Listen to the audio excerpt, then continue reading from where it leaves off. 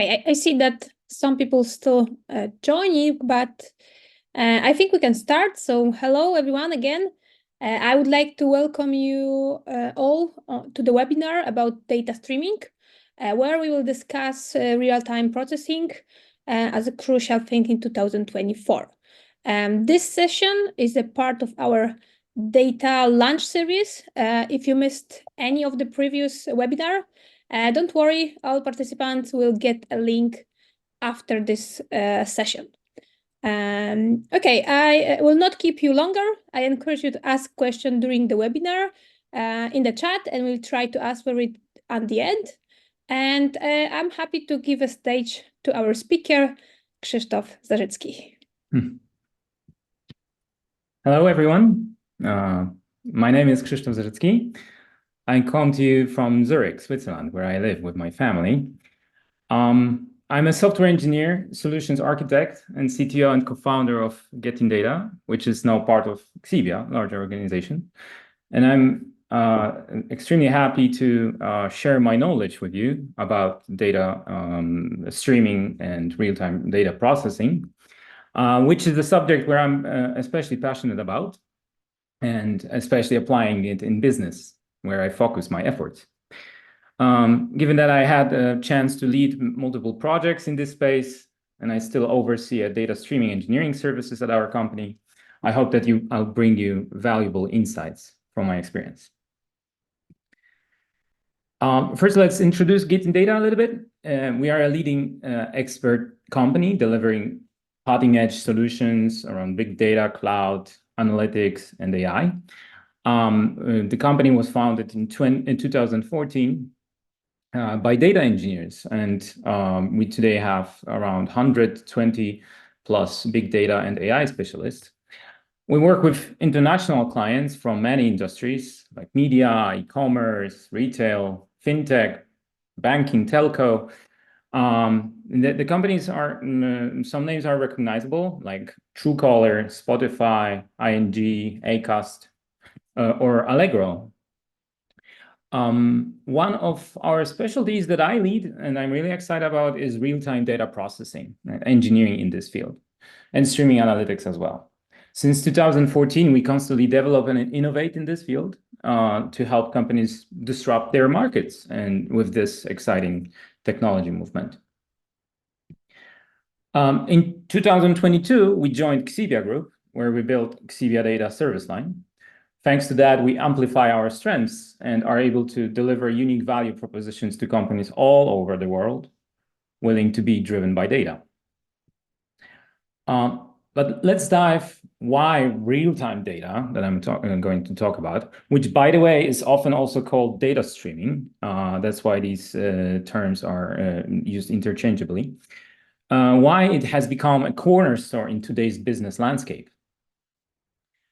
Today's world, as we see, is increasingly digital, right? We interact with the world online, we buy stuff online, do banking online. And today in this digital landscape, we all we demand instant service, responses and insights. We expect our orders to be delivered same or next day, or expect money to be transferred instantly. And this isn't just about consumers wanting quick service. Companies too must perfect their day-to-day operations based on immediate actions. They must automate their businesses, and they must prevent threats, for example, like cybersecurity threats, before or while they happen. And over the past few years, we have witnessed a remarkable shift in the way data must be handled and perceived. Gone are the days when data could be collected, stored, and then analyzed at the time of our convenience or schedule. Today, the landscape has changed dramatically and demands real-time handling and analysis of data. Real-time data processing isn't just a technical upgrade anymore, it's more a business necessity. Companies that leverage real-time data gain competitive advantage. They can implement innovative features in their products, serve their customers better, or streamline their day-to-day operations. Ones which don't harness real-time data will be soon outcompeted in many industries. But thankfully, the technological world learned how to handle the real-time data. Previously, this was reserved to big tech companies investing millions in engineering brainpower. Now, thanks to the advancements in technology, evolution of cloud computing and big data technologies, we have gained access to tools that make processing and analyzing those vast streams of data in real time more accessible and feasible for a wider range of businesses. Now, let's turn our attention to what businesses themselves are saying about data streaming and its impact. Based on Confluent study, a leader in the data processing market, in their survey of over 2,000 IT and engineering leaders, the trends are clear. A notable 72% of these leaders are now using data streaming for their critical operations. This underscores its essential role in modern business infrastructures. It's a significant indicator that how real-time data is becoming a backbone of operational success of their companies. Looking at strategic priorities, almost half have identified data streaming as a top priority in 2024. And what they expect as a financial impact, a significant result. Businesses are expecting, and actually the business that implemented it are seeing returns on the investment of 2 to 5 times. This isn't just a marginal improvement, it's a substantial increase, right? Reflecting the value and potential that this data streaming brings to the table. But let's demystify a little bit what real-time data really is. Real-time data refers to information that is captured and utilized almost as soon as it's generated. It's about recording live events, whether it's a transaction or a customer interaction or a change in our internal systems. Each event can offer actually immediate and actionable insights. But where does data come from? You might be surprised to find that these sources are often integral to your daily business operations, already there. So interactions in the digital space, each user click, search, or scroll of the web or mobile app offers real-time data about user preferences and behavior. All the transactions and internal operations, every sale on the website, every business operation creates a piece of data telling about where your business currently is. IoT logs, of course, from fitness trackers, all those devices that have sensors in smart home or industries generate tons of data. Location data, the GPS from phones or vehicles in supply chain, for example, tell us about movement patterns, traffic. And there are, of course, external data sources where it's that, for example, come from social media, market trends, competitor pricing movements, or even weather conditions, right? There are many, many more of such sources. It's possible that you currently handle this kind of data, collect and process, but also possibly in batch. A method which doesn't truly align with the continuous nature of those data sources. Think of it like this, that in the past, we compared computer systems to human processes, right? Like a shop closing and sending a daily sales report. There was a significant effort in compiling and delivering this data. But now the approach to data movement has very much evolved. We now build automated pipelines, similar to how water and gas is moved, right? For example, that allows for continuous data flow. So batch processing, of course, it is prevalent. It was easier to implement for a long time, even though it wasn't.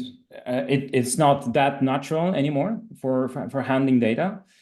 But today's world is much different, right? Data isn't static, and our methods of handling the data shouldn't be either. So we need to embrace the continuous flow of that data, ensuring that we are always able to extract value out of that. Moving forward, let's address a crucial question: why processing of this data in real time is so vital. This brings me to a concept of the half-life of data. So data loses its value as time passes. The more we delay the analysis or acting on the data, the less impactful it becomes. Now, it's true that data holds strategic value over a longer period of time, right? But that's where the data was usually used. This data can be stored and analyzed later, perhaps weeks or even months down the line, to inform strategic decision making. In fact, overall value of the data set can actually increase if we allow enough time to accumulate more data points. But for example, let's give an example. Purchases in e-commerce store, right? When we collect this data over an extended period of time, right, we can analyze and understand patterns in consumer buying behavior, right, to make strategic decisions of, for example, introducing new products. However, the value of data for operational purposes, that follows a different trajectory. When it comes to day-to-day decision-making, the most recent data holds the greatest value, and this value diminishes very quickly. Such data needs to be processed in a form most often as close to its original state. So continue with our e-commerce example. Analyzing today's purchase events in near real time can be crucial for multiple operational tasks, like managing inventory to prevent stockouts or adjusting prices dynamically, or, for example, introducing new discounts. In essence, while strategic data helps us shape the long-term goals and directions, there's operational data value, which is decaying very, very quickly, right? And we need to act immediately while it still has value, and we can actually do something with it. I think that it's enough for the introduction of the data. Let's now go a little bit into how this real-time data actually can be used in the real world. So first and foremost, the data, real-time data, data itself has been for a long time used for enhancing customer experience, right? It was a driver in innovation of customer experience. Gathering the knowledge about customers, their preferences, was extremely valuable. It was giving ability to us to segment the customers, target them, to run customer-oriented businesses. But real-time data now revolutionizes that, brings it to the next level. Real-time data is heavily used to provide modern customer experiences, what customer expects in every digital or product or service. Services that are hyper-personalized to them. So starting from the basic ones, it is now required to push immediate notifications to our smartphones or watches about what happens in products or services that we use. So from events, from connected devices, smartwatches, through points received in loyalty programs or completed transactions in a banking apps or with a credit card. Banking is it is expected we are notified, for example, that we ran out of funds or that suspicious transaction just happened and was blocked. That self requires us to be able to capture real-time data, observe the events happening in our products and be able to immediately react to them. But that's not all, of course. Another thing is around serving product recommendations or ads. They they must now take into consideration very recent history of our behavior or interactions with the system, and of course current context. So in e-commerce, if you are browsing for a gift to your mother's birthday, right, the product recommendations you see shouldn't be based on what you were historically buying or viewing, right? Rather, your current preferences should be very quickly discovered, and the system should recommend you right gifts. Another great example is implemented by Spotify, which suggests you a day list that is adapted to your current time of the day based on what you were listening typically on that time. The same is regarding customer service. Companies don't have to wait until customer asks for help or not and just go away. Thanks to processing real-time data, they can discover that customer is stuck somewhere on his journey and quickly help him or her. Multiple banks like ING or Capital One implemented a system that informs customer service if a customer fails to activate the mobile banking app, so that it can be called and the customer service can help the customer to go through any obstacles he has or she. Special attention should be given to the last revolution of AI. With AI, right, based features, companies can now provide new kind of services that were impossible on the digital scale. AI and real-time data revolution can now work together and support each other. First of all, when providing AI chatbot, like the one that I'm showing here as an example of in Zalando, that chatbot is usually implemented on top of knowledge that is continuously updated. This AI needs to be fed with real-time data. This can be user interactions, preferences, or interactions with a service, like what they browsed recently. It might be new content that, like products added to the service. That might be service desk tickets and solutions, etc., etc. On the other hand, AI is a whole new data source. What queries users perform, what they are looking for, whether they are satisfied of the answers. This data is also very valuable to see the patterns or trends in user behavior. AI must be constantly monitored in real time for possible malfunctions, right, or anomalies in behavior to prevent, of course, from things going wild. Every company that wants to build their AI-based features into their products or services should have real-time data processing capabilities to cooperate with that AI. The next big thing that I believe is worth mentioning is that real-time data revolution allows companies to implement operational business intelligence. The typical popular business intelligence that enables business to report on or analyze and optimize their operations is used rather for strategic or maybe tactical decision making, right? The data that they leverage is mostly historical.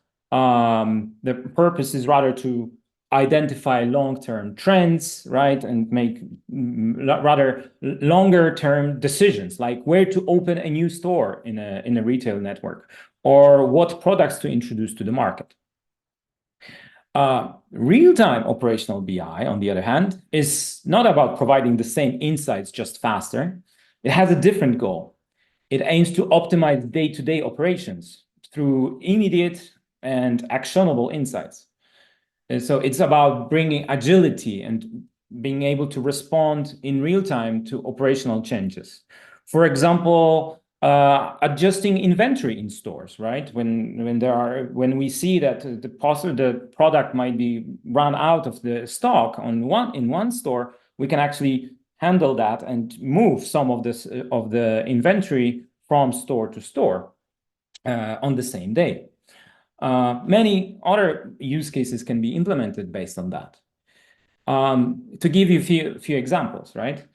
In a retailer or e-commerce scenario, right, which I just mentioned, this moving of inventory between stores is extremely crucial. So we provided, as a company, operational intelligence for a leading European retail pharmacy, and they, using the solution that we built together, they were able to see the current stocks in the whole network of stores, current sales and other metrics. And based on this data, they were instantly triggering restock orders, or shuffling the inventory between the stores. So they could ensure the availability of the products. But the benefits of using that operational intelligence in retail are much wider, right? Like increasing promotional efforts for the trending product, or even modifying pricing strategies in specific locations to capitalize on the demand. Walmart is actually a great example that goes beyond operational intelligence used just internally. They implement vendor-managed inventory model, which is the system where suppliers play a proactive role in managing their product stocks in Walmart stores. And this was only possible based on the operational intelligence that Walmart implemented. They gave an access to real-time data on inventory levels, and so that vendors can decide when to send more goods to the company. Of course, there are other industries are leveraging operational intelligence as well, like telecoms. They use real-time BI to detect service disruptions. For example, we for a network operation that operates two Polish telecom network infrastructure, we provided a solution that monitors in real time the network equipment, the quality of service, and many KPIs. Thanks to that solution, they are able to detect technical issues in a matter of 15 minutes and send technical teams to fix the issue. This significantly improved the quality of telecom network. But operational analytics don't have to be only for internal purposes. I already mentioned the case of Walmart. So the next step is actually to provide this analytics to external users, to end users of the company. So users of all kinds of digital services, especially where they interact with it, publish content, sell products on it, right? They expect to have visibility on how their content or their products perform, how other users engage with it. So these are social media, for example, like Facebook or LinkedIn. Probably everyone active in social media has seen how other users engage with their content, right? Another great cases are banking applications that track your spendings and budgets and provide you this analytics to you. It may be marketplaces like Allegro or Shopify that provide real-time insights in their sales performance. We also had a chance to work with an e-commerce analytics provider.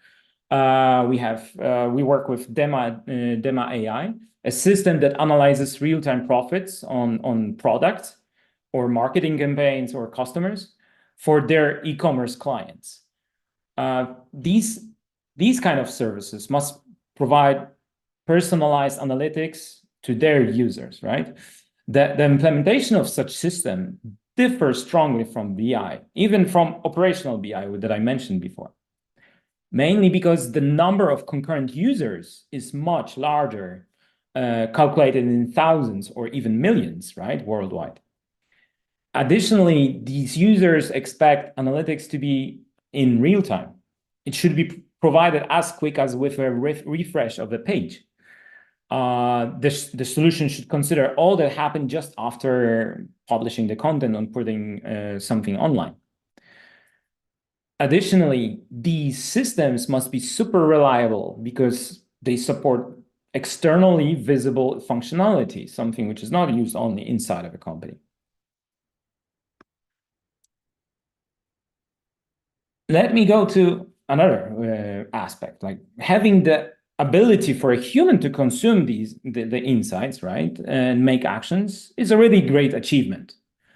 But with proper real-time processing capabilities available nowadays, right, companies can automate the decision-making make it much easier.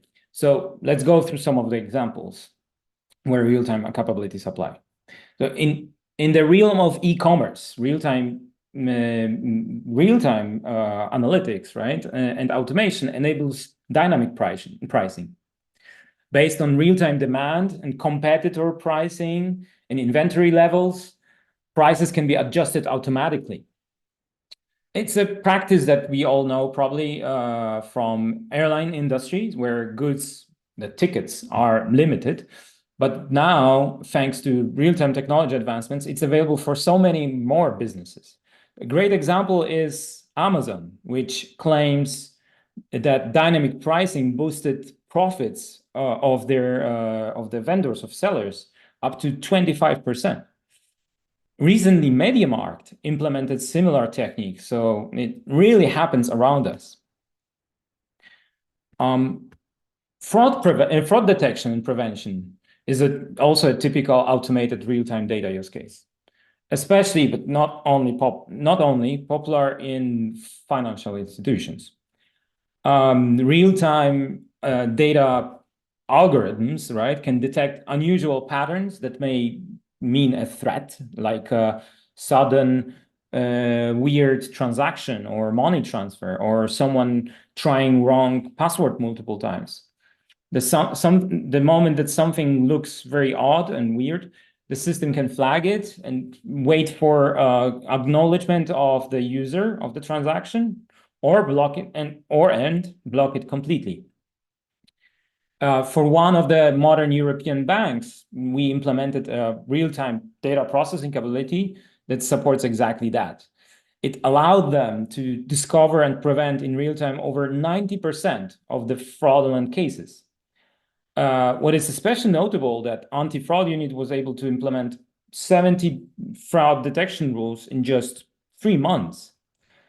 There are many cases like that already public, like one from Capital One, which it's a bank from US and one of the largest. And they are proud of saving over $150 per customer per year, thanks to their fraud detection solutions. Naturally, these kind of systems can help detect other kinds of threats, especially in cybersecurity, which concerns multiple industries, of course. Together with a global science and technology company that has over 60,000 employees, we implemented a threat prevention system that analyzes all kinds of logs, operations the employees are doing, or guests, and they successfully prevent cybersecurity attacks in a large number, as well as they are able to detect any security policy violations in real time and react to them. I tried to mention the most important cases, in my opinion, but of course, I haven't been able to exhaust the topic, right? There are plenty of other uses. While this webinar is too short to dive into technological details of solutions necessary to implement them, let me highlight the foundations of it. A modern data streaming architecture is designed to handle a few very critical operations: ingestion, processing of that data, and analysis of these large volumes of data, high velocity data that come from diverse sources, all in real time. This architecture typically consists of stack, and the architecture stack consists of several components, each with specific roles and functionalities.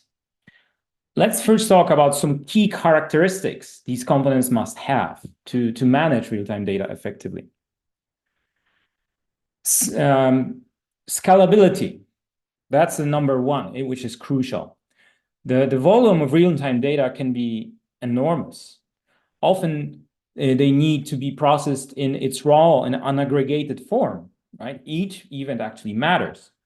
So the architecture, the components chosen needs to scale seamlessly to handle any of the data peaks and continuous flows of that data. They also need to scale not only in resources, technical matter, but also regarding cost efficiency. Another point is reliability. Given that many of those real-time applications are business critical and customer facing, the reliability has to be really strong. We are looking for components that offer high availability and accuracy of the computations. Downtimes and errors are not just inconvenient, they can be costly, right? They can ruin the reputation, for example, of the company.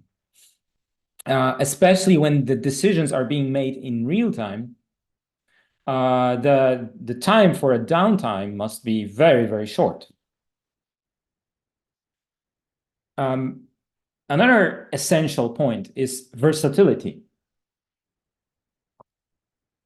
As our components must adapt to a wide array of data formats and use cases, from streaming operational events to clickstream to sensor data from IoT devices, we must ensure that our architecture supports those the variety of data and variety of real-time applications to be implemented on top. The last point is low latency, but this is a given, right? To truly enable real-time use cases, of course, data must move through the system with minimal delay, latency. Each state of the processing, from ingestion to analysis, needs to happen very quickly, swiftly, to provide those insights. In the following sections, I will walk you through these components in a little bit detailing how they contribute to the real-time data processing ecosystem.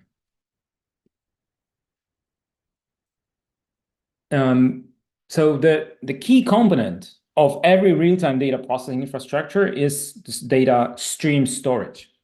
This is where the continuous flow of your business data is captured and stored. This data must be ready for immediate use, right, on the low latency. And you might be wondering what are the examples of such systems? The most popular one is Apache Kafka, that you probably have heard of. But of course, there are other players as well, like from Amazon, there's Amazon Kinesis or Google PubSub, to just name a few. These platforms are tailor-made, right, for dealing with those high-volume real-time data streaming sources, right, or to store them properly and make it available for processing. Forgot to say that.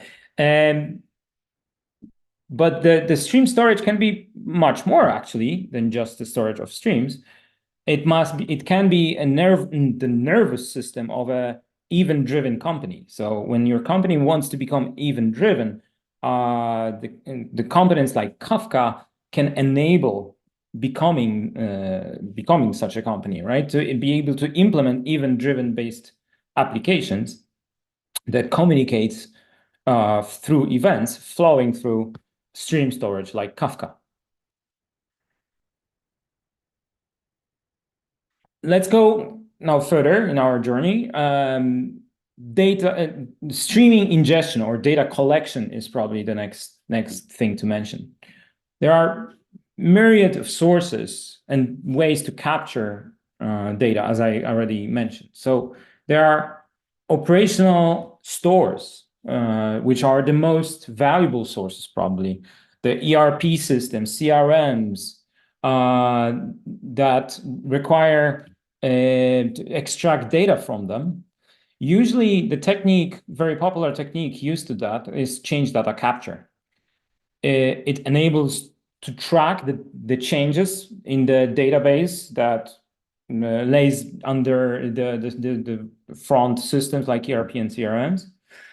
And it enables to track changes in it in real time.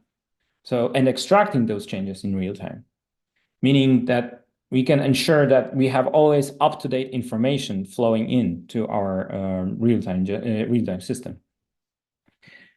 There is, of course, clickstream, right, which is kind of a web and mobile application logs, data that comes from the interactions and with them by users. This is also very critical data. We can capture this data through APIs, webhooks, or SDKs inside of applications, and it must be properly ingested into the system.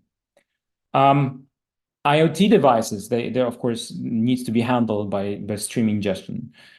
This can be exposing MQTT protocols, for example, or communicating with MQTT protocol.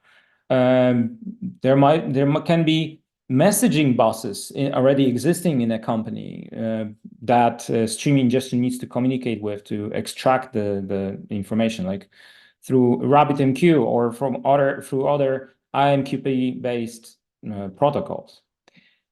And of course, there might be plenty of partner and external systems that also can provide real-time data feeds, and stream ingestion role is to actually communicate with that and extract this data. And we use lots of software as a service now, and they usually expose APIs. And now very, very common is to expose APIs that stream the data out of the system. What kind of tool sets can be used to bring this kind of capability? The most popular one that actually we use, but we see in the community, are Kafka Connect and Apache Flink. Kafka Connect is distributed as part of Apache Kafka ecosystem, and while Apache Flink is a separate system, which is very powerful and versatile stream processing framework. It, of course, handles much more, which I will just say in a second on the next slide, but it handles as well streaming data ingestion. Coming to stream processing framework, right? The next component is actually stream processing capability. If Kafka was a nervous system, right? The stream processor, it's a brain that is able to crunch the numbers and facts while they are still in motion, right? Streaming through the system. It is a place where ETL processes are executed that prepare the data, that analyze it, and pass it to downstream systems. Of course, it all happens continuously, not in batches. This component is also responsible for running more complex applications that can detect frauds, that can analyze behavior, and automate business processes. Regarding the typical technology that is used to implement those, Apache Flink is definitely in the forefront. This versatile framework, which I mentioned, is hard to match. It has a very powerful library of connectors, of operations that you can do on the data to provide those sophisticated use cases. To provide capabilities to implement sophisticated use cases that we discussed before. There is Apache Spark as well, which is very popular batch processing framework. It also catches up in this game, but still there is some, I would say, gap between those technologies, and I would say that Flink for now is definitely harder to match.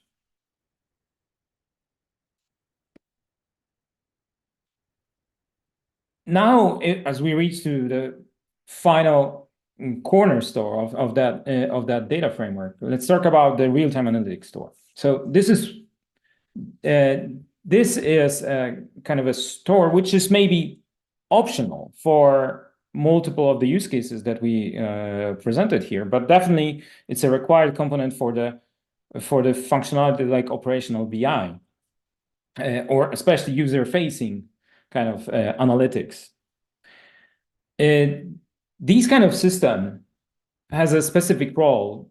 It has to store the streams of data and provide them to external users. So it's a little bit different. It doesn't process data in motion, but rather accepts the data and keep it at rest, but keeps it in a very and accepts the data in a very efficient way.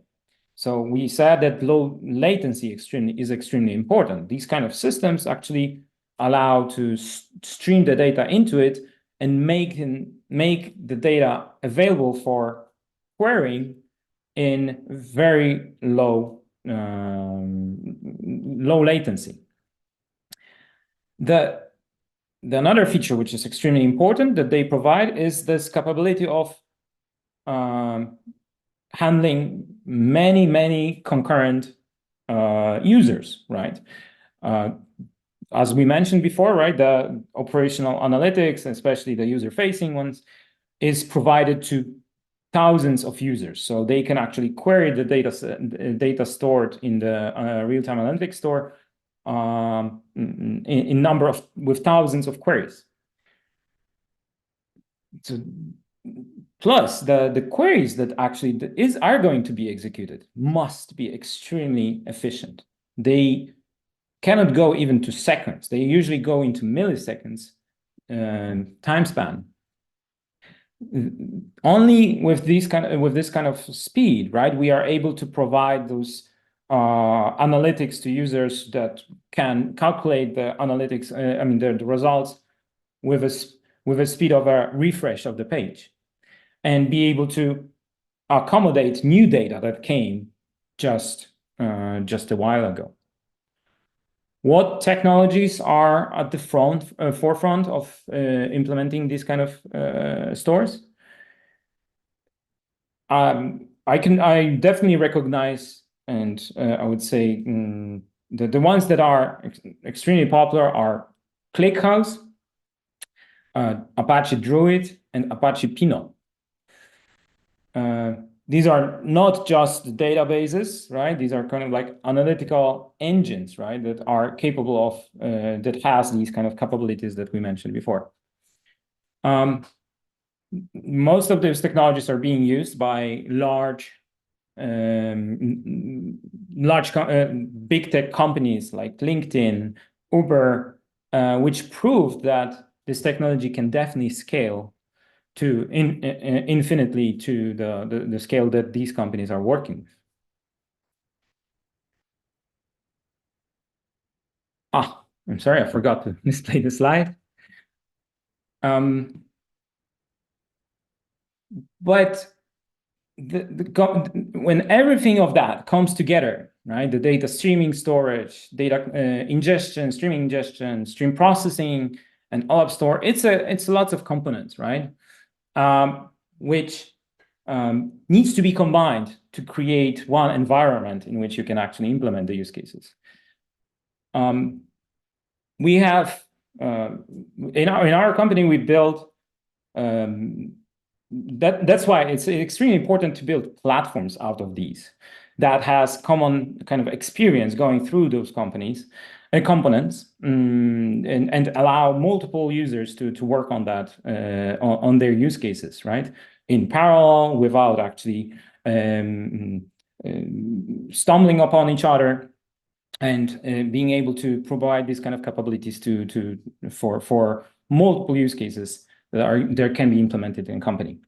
So we actually provide this kind of platform where we combine multiple technologies into one convenient unified real-time platform that I would say makes the work with the technologies much easier. But why it's easier actually in 2024? So those components that I mentioned before, right, now have usually a vendor behind which provides them as a cloud managed services. There are multiple of them.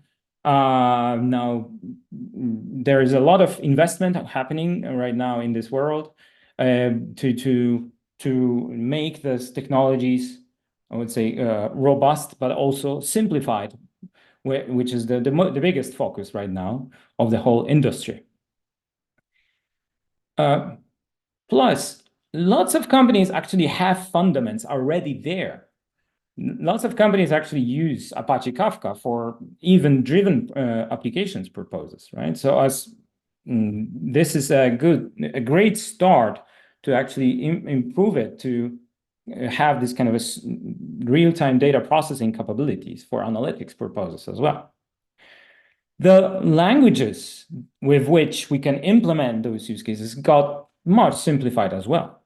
Now, most of the components, especially Apache Flink, is providing a SQL interface to implement the processes or that transform the data, extract the value, do pattern matching, etc.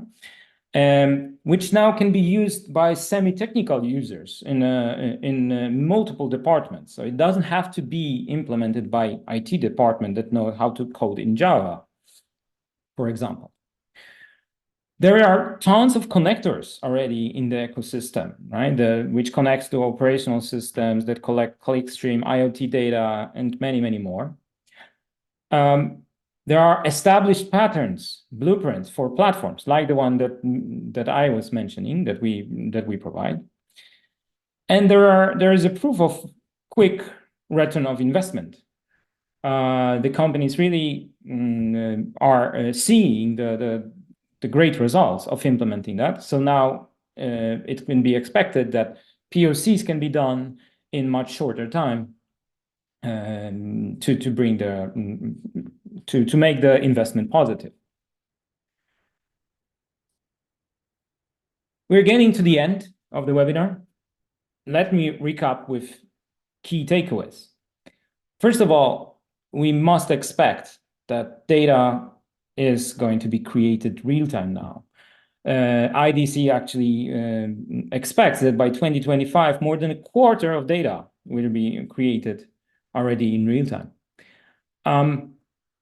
The users, on the other side, they demand that the services and products they use are handling them immediately. They demand immediate service, right? That are taking their context into consideration, that is on time. Companies, on the other hand side, are also maximizing their operational efficiency. So the modern companies must tap on the real-time data, handle the real-time data, have lots of automation and event-driven operations and decision-making to be able to compete on the market. There is this growing value of operational data before and the operational data value, right? That previously data was used mostly for strategic purposes, but now it's very much into with real-time data, it can be used for operational purposes.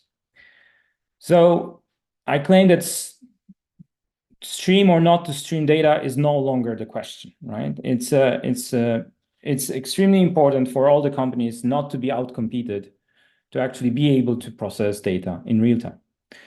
And what's great is that technology is already there. It gets much easier to stream and to prove ROI as well in a much shorter time. With that, I would like to thank you. I hope that it was insightful, the information that I provided. Of course, the webinar could fit much more information. If you have any questions, don't hesitate to ask them now. I will be happy to help you.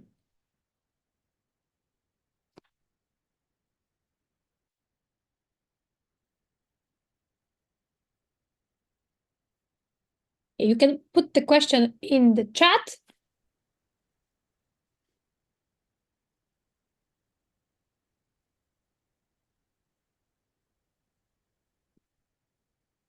And in the meantime, I would also would like to encourage you all to help us improve our lunch session. And I will leave in the chat the link to the short survey. we will be happy to hear your voice and check what kind of other topics you are interested in.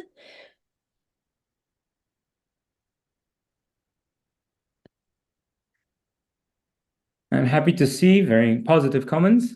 Thank you.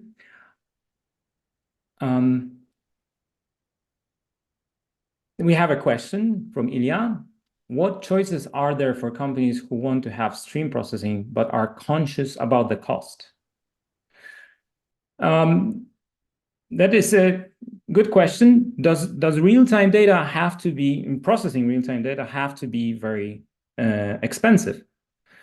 Now, previously, when the technology was not mature enough, when their cloud services were not that, I would say, prevalent, that indeed was a big cost, engineering cost, especially to tame open source technologies, especially, right? To use them to solve the use cases. But now, in current world, we have plenty of cloud providers of the technology, which make it much simpler to leverage real-time data. And also, they usually implement a model of pay as you go, which means you can start small. And the cost will only scale when your value that you extract from that, from the use case grows. So in my opinion, that this is the way to go to actually limit the cost. It has to be handled. How much investment are you ready to put in the beginning? How big outcomes are you expecting from that? And decide whether cloud technology that you are looking for is maybe already available that will make it the initial investment much smaller.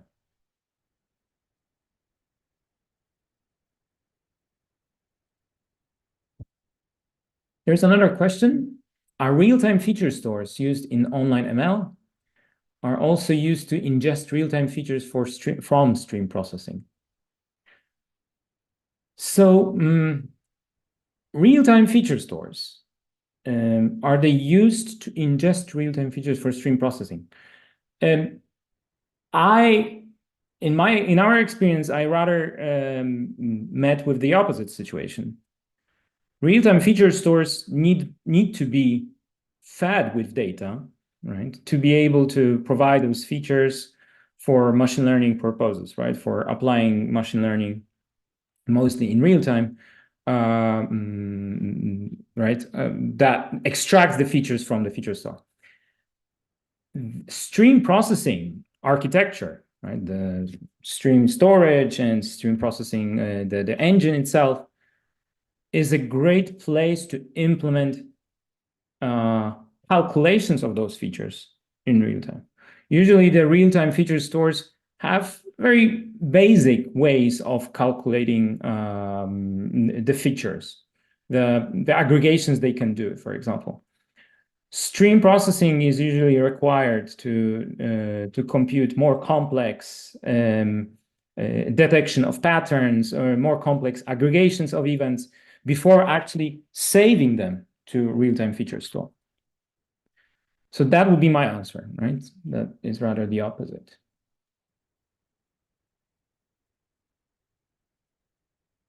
Or maybe I misunderstood the question, but maybe it was the question. If yes, then I think I answered. Another question, micro batch processing model in Apache Spark, how it compares when it comes to performance of Apache Flink? Is the difference significant? I have an opinion about that. That's true that Apache Spark provides only micro batching kind of semantics, which means it needs to cut the data stream into pieces and it processes each piece separately. Of course, it tries to be the micro batch to be as small as possible so that it can actually process the data in almost real time. Flink will have lower latency for processing that, but that's not the feature I'll be looking for. For when we speak real time in the whole presentation and actually in the community, we rarely mean real time in the meaning of milliseconds or seconds even. It now is understood, even the minutes time is understood real time for many cases. There is also a term called near real time when someone wants to be more precise, that there might be multiple minutes being involved to actually provide the outcomes of the processing. So the difference, in my opinion, for the use cases that I presented is not that significant regarding performance. The difference is rather in what the engine power of computation is, right?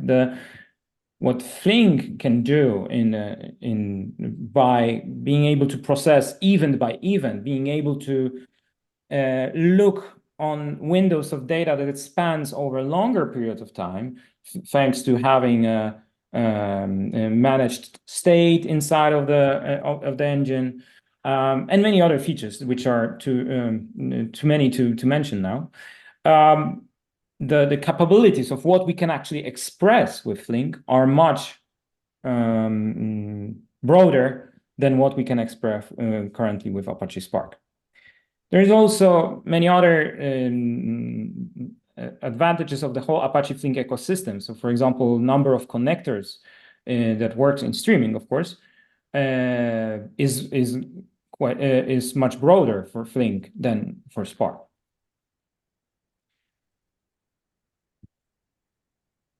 I'll go to the next question now from Sergey. In databases, there might be statistics which could be used for cost-based optimization. Is there anything like that for streams and how it could be used?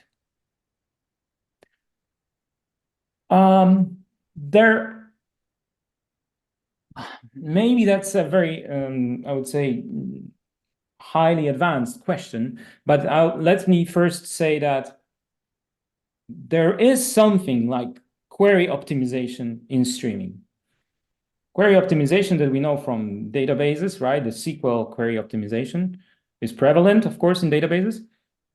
Flink, for example, but also Spark, they also provide SQL interface for defining the logic, right? The business logic that we want to compute. SQL needs to be translated to a graph that represents the processing. And there is a whole SQL planner and optimizer that actually takes the SQL and builds this plan, this low-level plan. And that planning and optimization takes into consideration some of the facts about the data that it has, but it doesn't have the same visibility on the whole statistics, for example, of how many events there are, how many keys there are in the incoming data, and so on and so forth. Though there is a development in the community right now to take into consideration some of the statistics, especially when streaming data must join the stream with some batch data. Batch data usually have some statistics already computed, and it can take into consideration what kind of join to do, for example, in the streaming. So yes and no, as a final answer for you, Sergey.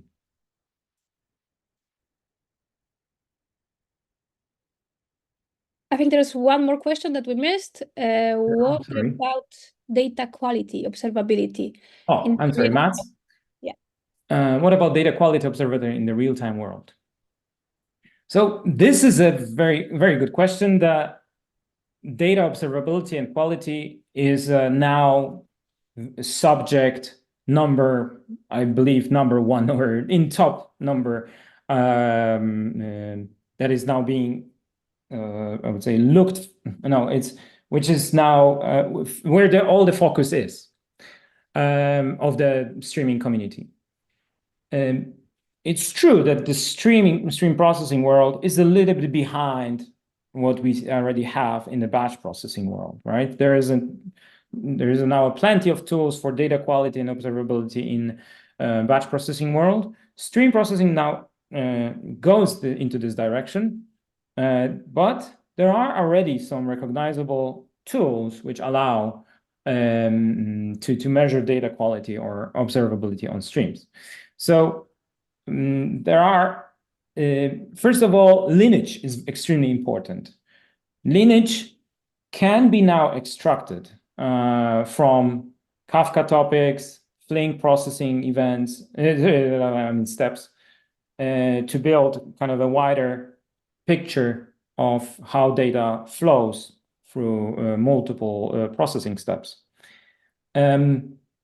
This is, for example, we work with Open Lineage, which is a standard for extracting lineage from multiple components, and that it supports Kafka and Flink, especially to provide that. So generally, this, just to make the answer short, this is a very high-paced I would say, subject that now is being developed in the community. And I would expect that that now or in a few months, this is also a kind of a solved problem.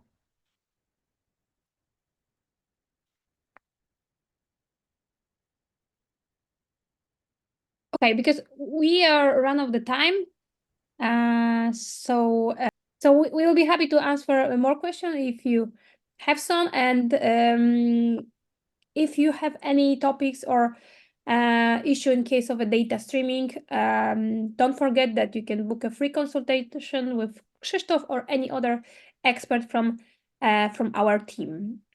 I will also leave this link in the chat. And thank you, Krzysztof, for the presentation, and all of you for joining us. And we had a lot of questions, so that was really, really nice. Thank you, and see you on the next webinar. Thank you very much. Thank you. Have a good one. Have a good one. Bye.